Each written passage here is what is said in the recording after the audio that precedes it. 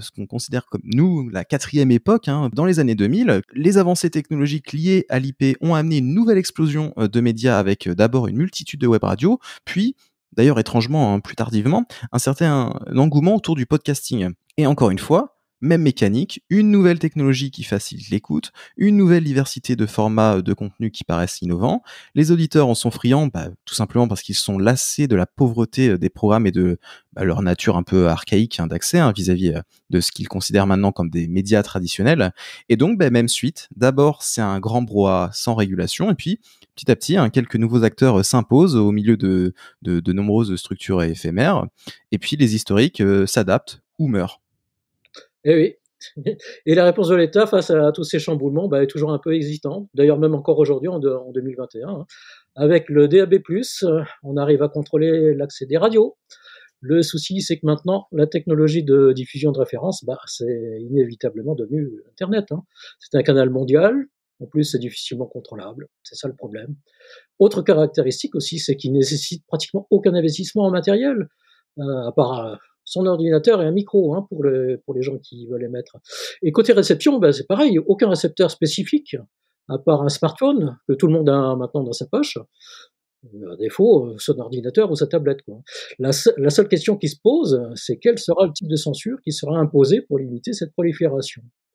Alors, comme dans les années 20 ou comme dans les années 80, c'est probablement en rendant plus difficile la rentabilité que l'État arrivera à en limiter le nombre, avec un système de taxes, de redevances, de contributions diverses, de droits d'auteur. Ensuite, le contrôle des fake news qu'on connaît aujourd'hui, des appels à la haine anonymes, de la propagande étrangère, tout ça ne pourra être canalisé que par une responsabilisation des fournisseurs d'accès face à l'anonymat. Voilà, et c'est le projet actuel du regroupement d'ailleurs du CSA avec la Hadopi, hein, l'agence de lutte contre le piratage. Cette responsabilisation des fournisseurs d'accès à l'Internet ne pourra se faire que par des contraintes rigoureuses et des sanctions lourdes en cas de débordement. Mais les gros groupes privés également sont menacés par cette prolifération incontrôlable et aussi par l'hégémonie des GAFA américains et puis bientôt chinois. Alors, c'est ce à quoi on assiste actuellement avec les concentrations, comme le rachat de M6 par TF1. Pour la première fois de leur histoire, tous les réseaux privés français et les radios publiques unissent leurs forces pour créer une plateforme d'écoute commune qui est Radio Player. Voilà. Alors, le premier objectif de cette plateforme, c'est de sélectionner rigoureusement les radios qui pourront l'utiliser, avec un ticket d'entrée qui doit dissuader les projets qui manquent de maturité ou qui n'ont pas encore réussi à construire leur audience. Voilà. C'est une nouvelle répétition un peu de l'histoire. Les groupes en place n'ont pas très envie de voir arriver et émerger de nouveaux acteurs, surtout s'ils ne sont pas français. Voilà. Sachant que ces groupes ne sont plus seulement des groupes télévisuels, mais multimédia, dont la radio fait partie évidemment. Alors, dans cette recomposition, le service public garde aussi sa place, hein, et doit s'adapter. Aujourd'hui, par exemple, France Info, ce n'est pas que de la radio, c'est aussi de la télévision, c'est du podcast, c'est de l'Internet. Public ou privé, ces groupes devront se diversifier pour avoir une offre globale, qui est vraiment la seule condition pour continuer à avoir une rentabilité.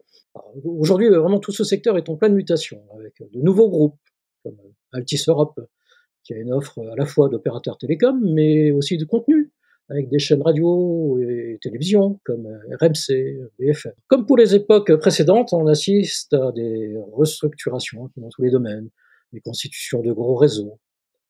Et à cela s'ajoutent également des regroupements presse TV et radio.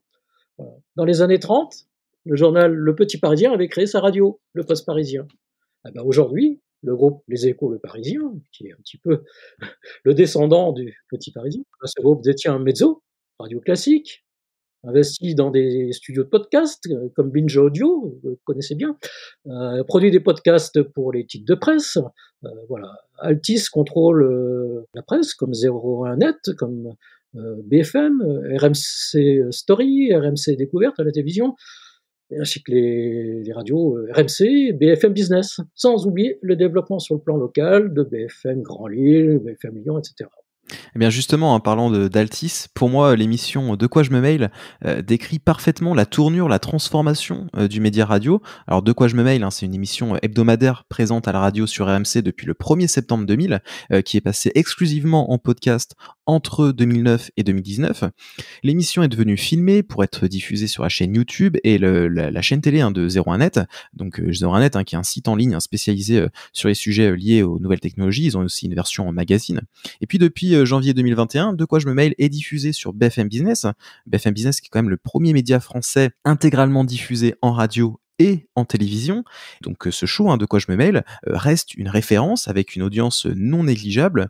Et puis d'ailleurs, pour le numéro du 30 avril, l'animateur journaliste François Sorel recevait son patron, tout simplement, Alain Veil, qui est venu pour parler radio, et puis notamment de Radio Player, la nouvelle interface d'écoute réunissant la quasi-totalité des radios françaises. Écoutez.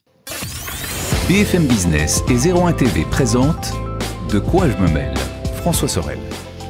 Le retour de quoi je me mail, vous le savez, sur l'appli RMC, mais aussi sur BFM Business le dimanche matin, à la radio, à la télé et sur la chaîne 01 TV.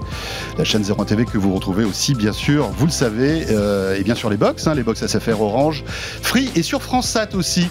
Et si 01 TV est une chaîne qui émet 24 heures sur 24, c'est un peu, voire beaucoup, grâce à l'invité que j'ai le plaisir de recevoir aujourd'hui, c'est Alain Veil.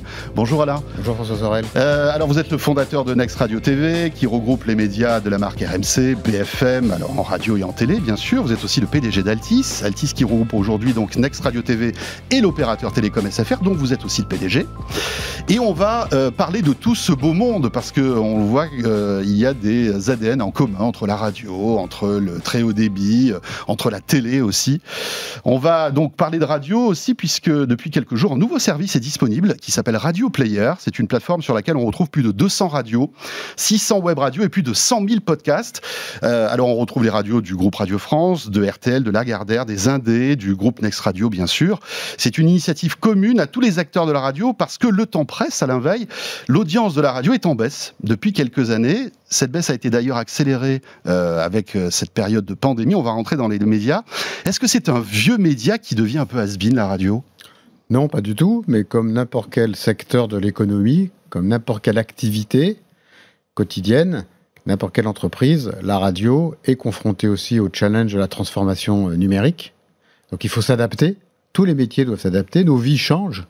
Et on le voit bien dans cette période de pandémie, combien l'accélération du changement a été forte avec le télétravail, la télémédecine, l'école connectée, tout ça s'est mis en place.